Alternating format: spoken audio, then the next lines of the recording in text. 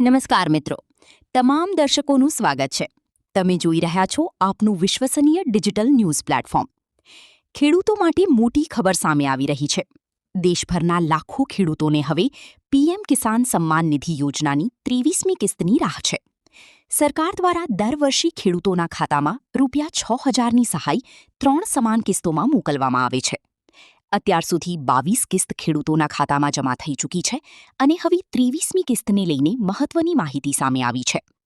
જો ખેડૂતો કેટલાક જરૂરી કામ સમયસર પૂર્ણ નહીં કરે તો તેમની આગામી 2,000ની કિસ્ત અટકી શકે છે. સૌપ્રથમ મહત્વનું, ઈ-કેવાયસી ફરજિયાત. જે ખેડૂતોનું હજુ સુધી ઈ-કેવાયસી પૂર્ણ થયું નથી તેઓએ તરત જ પૂર્ણ કરવું પડશે.